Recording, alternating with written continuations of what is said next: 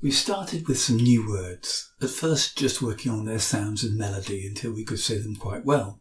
So by the start of this clip, I already had a good mental image of what my mouth needed to do to say what was at that point the meaningless sequence of sounds, ue. Then our teacher dragged in an upward pointing arrow. You can hear my ah and the change in my voice as I begin to guess something about the significance of this word. Ue. Ue. はい。Ah, ue. Ue. うん。 So by the end of these 10 seconds, I'd added something about the meaning to the mental image I already had of ue. Growing the network of mental associations for a word, starting with what it takes to say it, something grounded in bodily experience, seems to me the right way around. But this was just the start. I still didn't know how to actually use this word. In the next clip, the work continued, and our teacher coached me in saying the melody of a short phrase combining ue with its companion shita. Ue to shita. うん。1、2、あ、3。下と上。下、はい。下と上。ふふふふふ。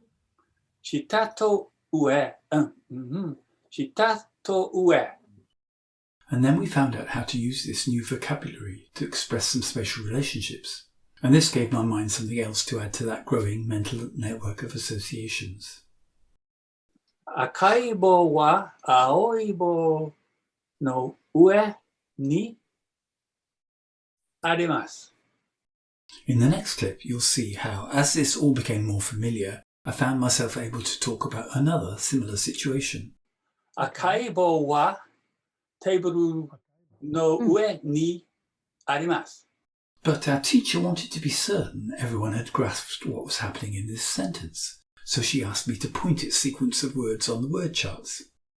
赤い棒はテーブルの上、テーブルの上にあります。 はい。 In fact, our teacher was right to check, because this process turned out to reveal a moment of considerable frustration for some of the class. I suspect that the frustration stemmed from that dangerous tactic, translation. Fortunately for me, I wasn't translating, so it felt easy to allow the language to educate my mind. Like everyone else, it hadn't been immediately obvious to me how the sentence expressed the meanings we could see. But after simply saying what our teacher had guided us to say, trying out a few examples and getting feedback, it had all started to seem very logical to me. Indeed, it is only now when making this film that I begin to understand what might have been the source of other people's frustration. Japanese word order works almost entirely backwards from English, so if you try the tactic of word-for-word translation, then you just get nonsense. In this case, perhaps something like, Red Rod's table of up in exists. I guess if translation is at the back of someone's mind and they end up with something like this, then it's going to be pretty frustrating. My experience is that there is usually a period of disorientation, uncertainty or confusion when something new is introduced. But these feelings are actually a sign that I'm learning. Learning something new is always a step into the unknown, so it's bound to feel uncomfortable. And for me, any discomfort usually dissipates in a few seconds or minutes as my mind quickly makes and remakes hypotheses, and these hypotheses get tested and either strengthened or rejected. In this case, for me, the process took just a few seconds, and by the end I felt I had a pretty robust intuitive hypothesis about the role of ni in these sentences. And in the next clip, you can see me enjoying trying my hypothesis out with a new type of situation and a new spatial word, migi. ピザはテーブルの右にあります。 And later I tried with another situation, this time with real Cuisinart rods. オレンジ色の棒は箱の下にあります。 In fact, my hypothesis about ni is still broadly intact today, a year later, albeit with much extension and adaptation as I have experienced more of the language. However, it isn't always so easy. In the next clips, the word ga is introduced in several situations where I was expecting wa. 青い棒があります。赤い棒があります。